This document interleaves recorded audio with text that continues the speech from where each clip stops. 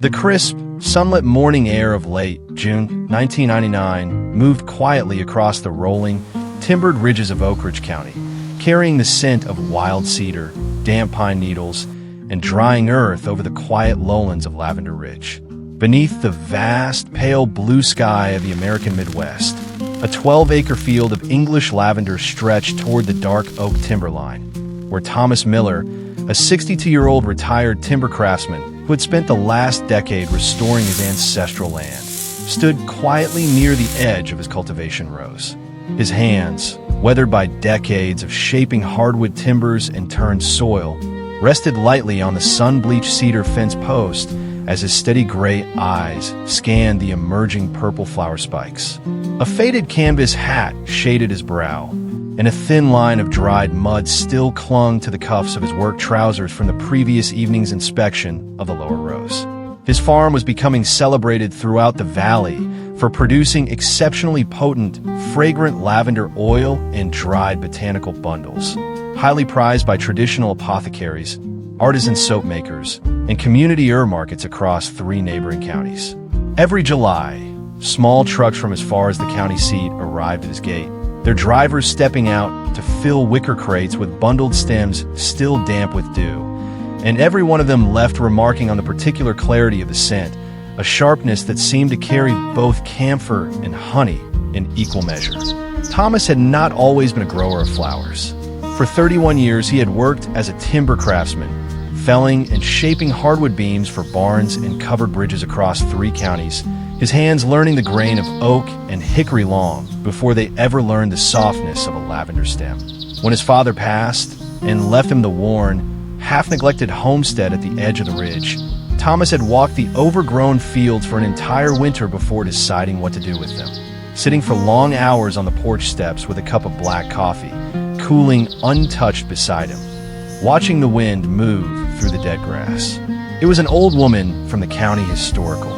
society, a former herbalist named Edith Hargrove, who had first suggested lavender, telling him over a kitchen table thick with dried bundles and glass jars that the thin, rocky soil along the ridge reminded her of the chalky hillsides where lavender had grown wild in her grandmother's stories from the old country.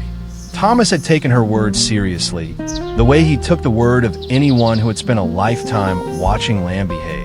And he'd spent his first 3 years failing more often than succeeding, losing entire rows to root rot and frost before he began to understand what the plant actually wanted from the ground beneath it. But as an unseasonably wet early summer brought persistent downpours, followed by thick, humid fogs that settled heavy over the valley floors, a silent, compounding ecological crisis threatened to destroy his entire crop before the midsummer harvest could even begin. Weeks of continuous rainfall had thoroughly saturated the heavy clay topsoil, leaving stagnant water trapped around the delicate root crowns of the perennial bushes. The old rain gauge nailed to the toolshed post had overflowed twice already that month, and Thomas had taken a walk in the rows each morning with a thin willow stick, pressing it gently into the soil beside the plants to feel how far down the ground still held water. When the afternoon sun occasionally broke through the damp, humid haze, it created a suffocating, incubator-like atmosphere beneath the plant canopy, and thin curls of visible steam rose from the wet mulch between the rows, drifting upward like breath escaping the earth itself.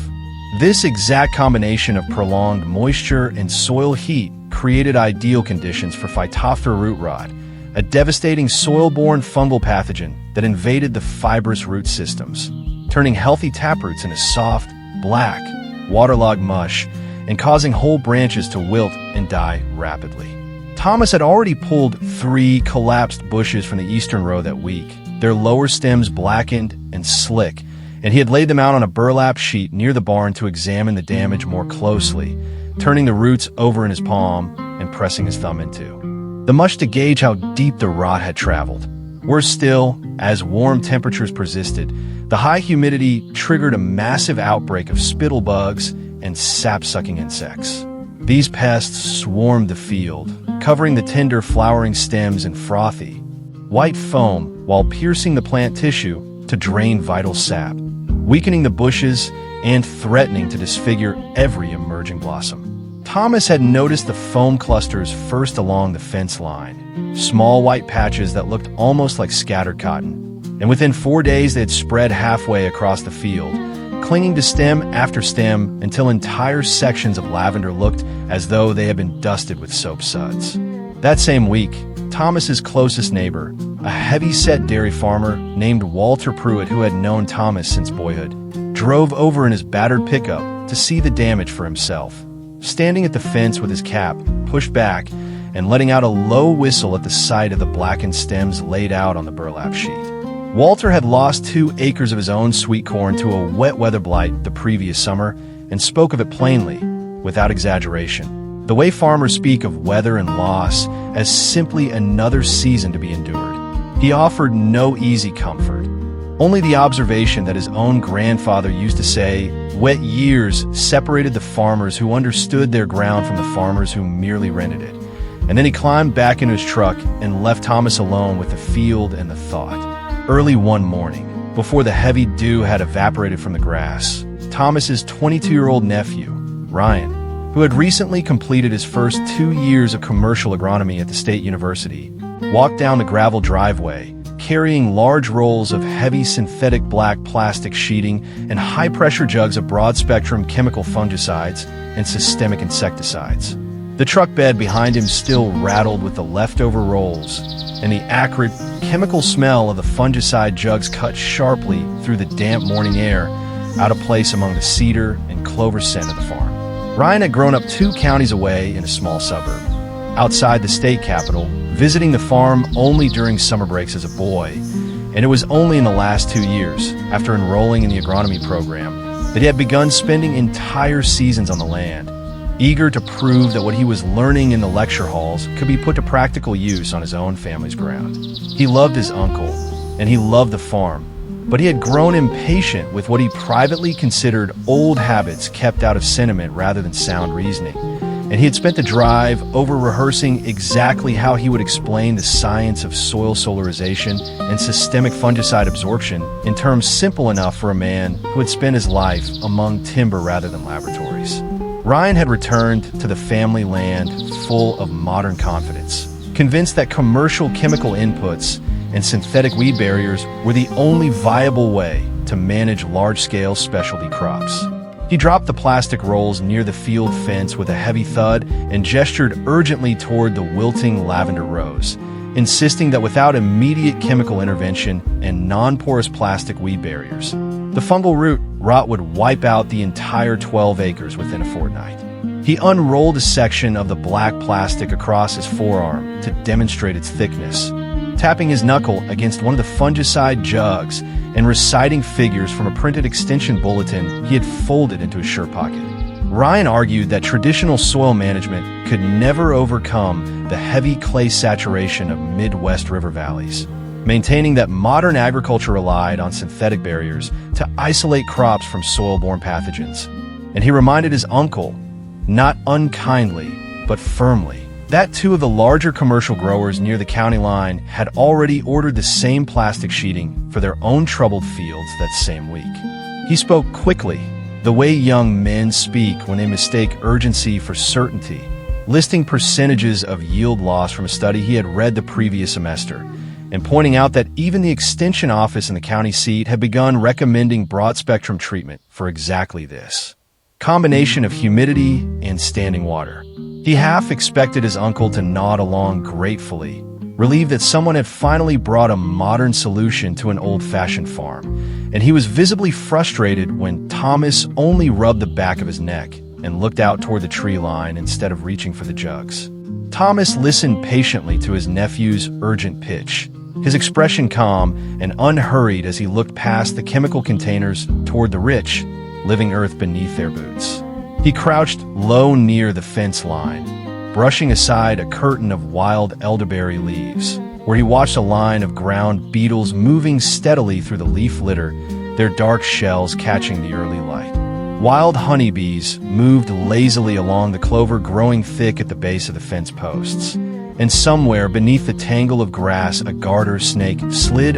unhurried into a gap between 2 stones. He He picked up a small clump of soil from beneath the elderberry roots and crumbled it slowly between his fingers, showing Ryan how it fell apart in the loose, dark crumbs rather than the dense gray clay clinging to the lavender rose only 30 feet away, a difference Ryan had walked past 100 times without ever stopping to notice. Thomas knew from decades of observing the land that quick industrial fixes carried heavy,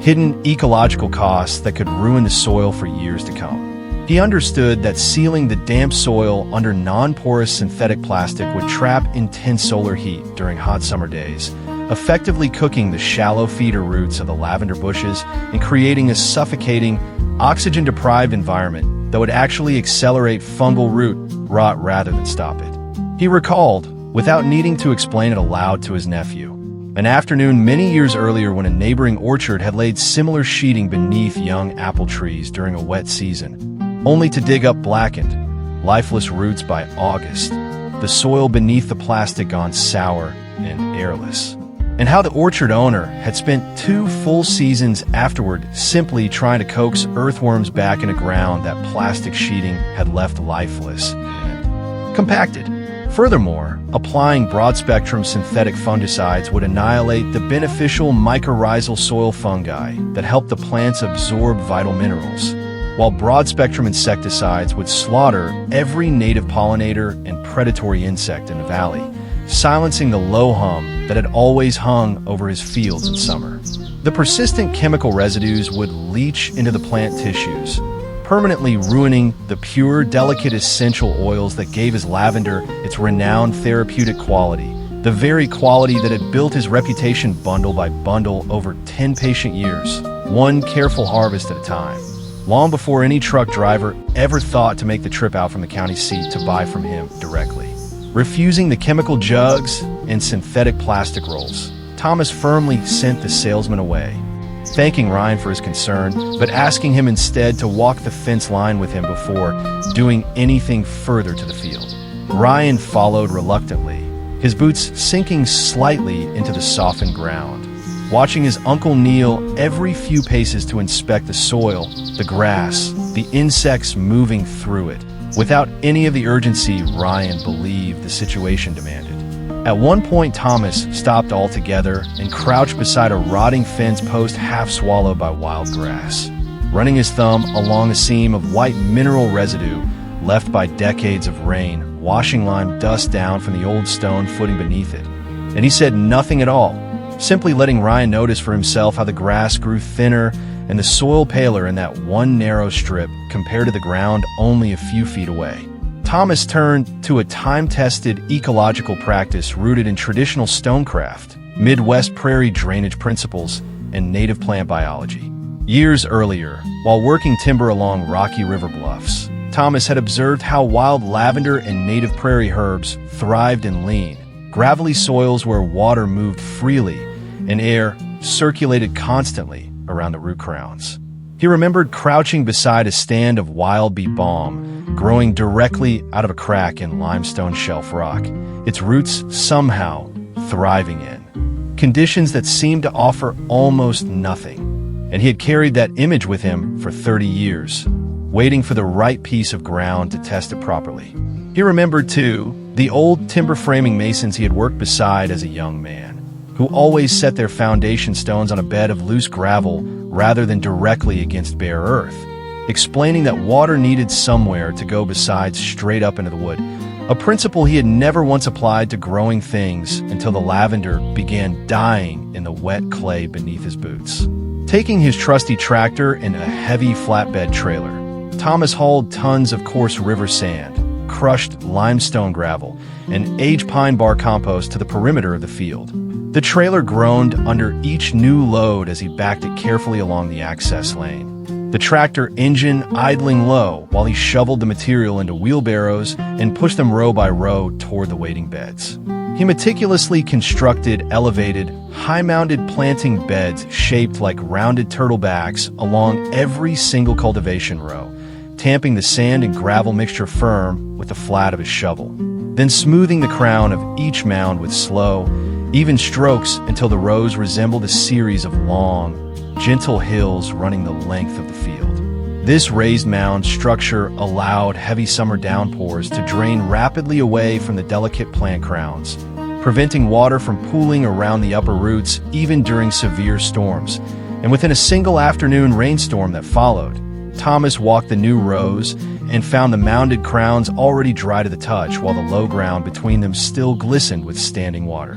Ryan, arriving that same afternoon to check on things despite himself, stood at the edge of the field with the truck doors still open behind him. And for a long moment, he said nothing,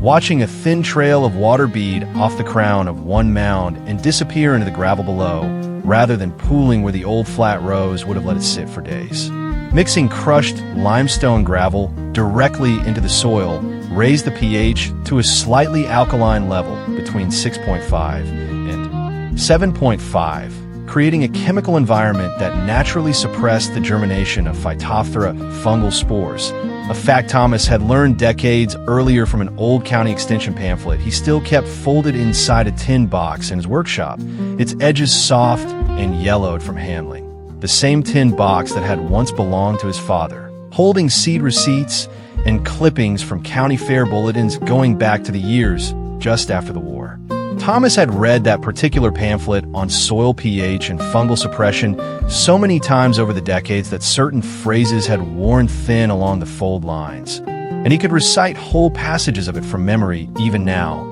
though he had never once needed to test the ground with anything more scientific than his own bare hands and the willow stick he carried each morning. He kept the tin box on a shelf just above his workbench, beside a row of hand tools that had belonged to his father and grandfather before him, each one worn smooth in exactly the places a working hand would naturally rest. And some evenings, when the day's work was finished, he would simply sit on the workshop stool, turning the old pamphlet over in his hands, not reading it so much as remembering the version of himself who had first read it as a much younger man, still uncertain whether the ridge would ever grow anything worth the effort. Around the base of every individual lavender bush, Thomas spread a clean 3-inch layer of crushed white limestone gravel instead of using organic bark mulch or non-porous synthetic tarps, working late into the evening with a flat-bottom scoop, kneeling beside each plant to press the gravel snugly against the stem without covering the crown itself.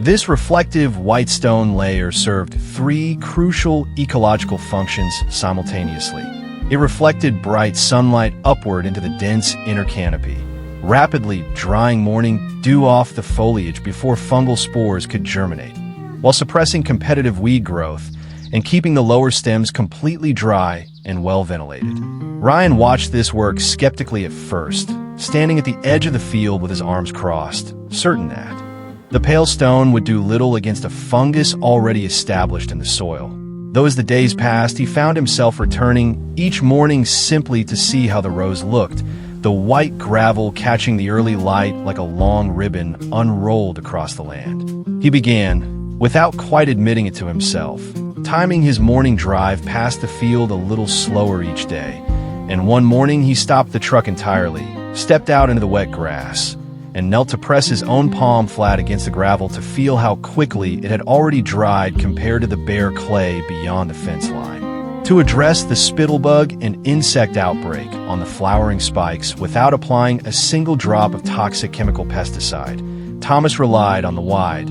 undisturbed hedgerows of wild sweet alyssum, elderberry, and native wildflowers he had carefully preserved along his field boundaries over the years, refusing every suggestion from younger farmers to clear them away for a few extra rows of crop, including, years earlier, a suggestion from Ryan's own father, who had once argued over a holiday dinner that the tangled brush along the fences was simply wasted acreage. These natural sanctuary zones harbored thousands of native ladybugs, hoverflies, and predatory stink bugs, their larvae hidden beneath curled leaves and along the undersides of elderberry branches, waiting patiently through the cooler weeks of spring for the right conditions to emerge. As the pest population peaked, these beneficial insects migrated directly into the lavender canopy, systematically clearing the frothy foam and consuming the sap-sucking pests without inflicting a single mark on the emerging purple petals. Thomas spent one entire morning simply sitting on an overturned bucket at the edge of the field, watching a single ladybug work its way methodically down a stem thick with foam, and by midday the stem stood clean, its small purple buds untouched and upright. He counted, almost without meaning to, 7 more ladybugs working their way down neighboring stems before the sun reached its highest point, and he found himself smiling at the small,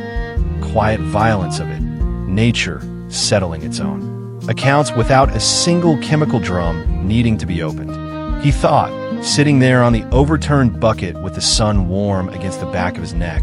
of every summer he had spent as a boy visiting the ridge, running through the fields before the lavender had ever been planted, never once noticing the hedgerows his uncle tended so carefully along the boundary lines. And he wondered how many other quiet systems he had walked past his whole life without understanding what they were quietly doing.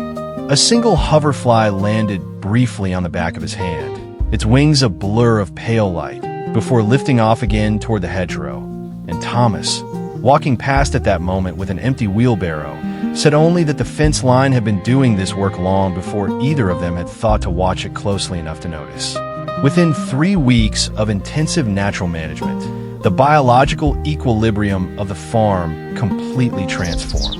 While neighboring commercial plots that had used non-porous plastic sheeting suffered from severe root rot and heat-scorched foliage, their rows visibly browning under the shining black plastic by the second week of July, the sheeting itself curling and blistering at the edges under the direct summer sun. And Walter Pruitt mentioned to Thomas one evening at the feed store that he had heard 2 of those growers were already discussing tearing the plastic out entirely before the damage spread.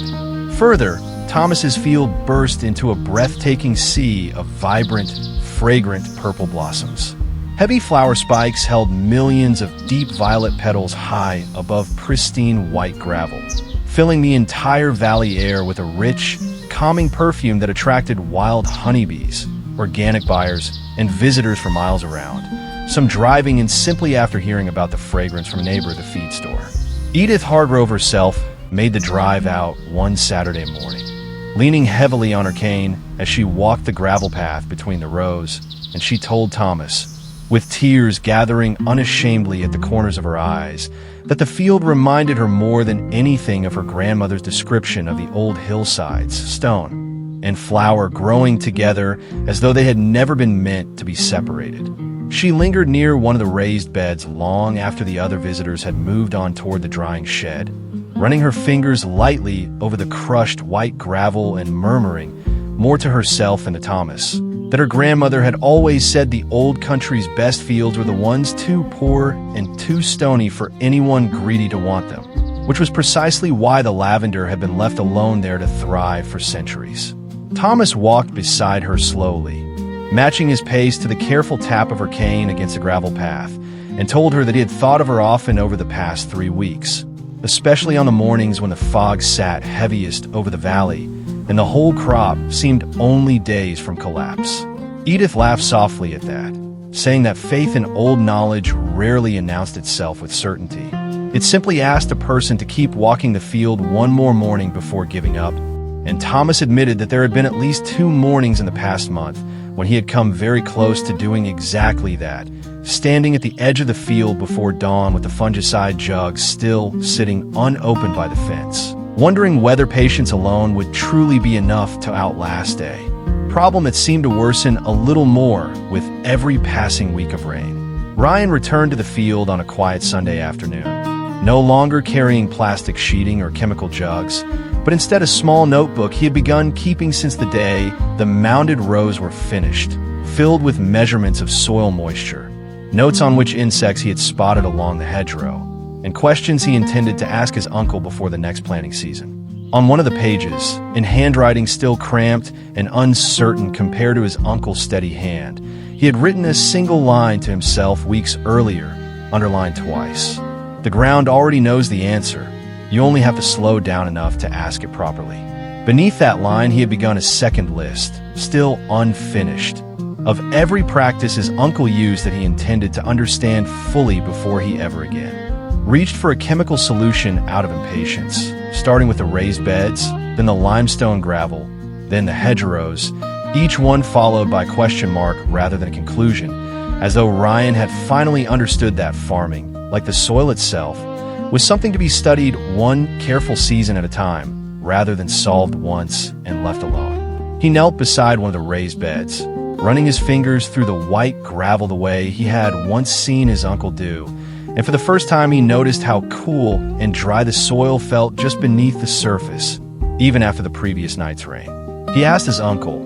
finally, the question he had been too proud to ask on the first morning with the plastic rolls still stacked by the fence. Wanted to know exactly how Thomas had known, without a single laboratory test, that the limestone gravel would work where the chemical treatments would fail. Thomas answered slowly, choosing his words the way he once chose a plank of hardwood, turning it over first to check the grain before committing the saw. He told Ryan that the land had been answering that question for longer than either of them had been alive, and that the answer was never hidden, only quiet, waiting for someone patient enough to walk the fence lines often enough to hear it. He explained that the extension bulletins and university studies Ryan had learned from were not wrong so much as incomplete, built for fields measured in hundreds of acres and margins measured in cents per bushel, conditions entirely different from a 12-acre family field, where the goal was not maximum yield at any cost, but a crop that could be trusted season after season to sustain both the land and the family working it. Ryan listened without interrupting, turning the observation over the way he had once turned over lecture notes before an exam. And for the first time since arriving with the plastic sheeting, he found himself wanting to write down what his uncle said rather than argue against it. He asked whether the same raised bed and gravel mulch principle might work for the sweet corn Walter Pruitt had lost the previous summer, and Thomas only shrugged and said that every field asked its own question, and the only honest answer was to go and ask it, not to assume the same words would satisfy different ground. That evening, Ryan drove the 2 miles to Walter Pruitt's dairy farm on his own, without his uncle beside him, and stood at the edge of the blighted cornfield asking Walter the same kind of quiet questions Thomas had once asked him without ever raising his voice. Walter, surprised but not unwilling, walked the rows with him until the light faded, pointing out low patches where water always seemed to gather first after a storm. And by the time Ryan climbed back into his truck that night, he had filled 2 more pages of his notebook, not with answers, but with the beginnings of a plan he intended to bring back to his uncle before deciding what, if anything, needed to change on Walter's ground. Standing at the edge of the thriving field as the late afternoon sun cast long golden shadows across the purple rows, one begins to recognize a much deeper truth about the land and our own human journeys. In a modern world driven by artificial speed, instant results, and the constant urge to force nature into submission through synthetic shortcuts, we often forget that the most enduring strength is built through patience and proper conditions. Just as the lavender bush requires lean, stony soil, hard drainage, and steady winds to produce its sweetest, most potent fragrance, the most meaningful qualities of human life, character, resilience, and inner peace, are built quietly over time through perseverance, quiet observation, and respect for natural laws. When we stop trying to control the earth with heavy tools and instead learn to align our work with its underlying design, we discover that nature provides everything we truly need to heal and flourish. What traditional practice, piece of practical wisdom, or quiet lesson passed down from your own family or community has helped you navigate a difficult challenge in your own life? Perhaps it was a grandmother's habit of watching the sky before trusting a weather report, or a father's insistence on repairing rather than replacing, or simply the quiet discipline of returning to the same patch of ground morning after morning until it finally revealed what it needed. Thomas often said, standing among the purple rows at the close of a long season, that the land never asked for cleverness, only attention, and that the surest sign a person had truly learned something from it was not the size of the harvest, but the willingness to keep asking the same patient questions the following year, and the year after that, for as long as the ridge continued to answer.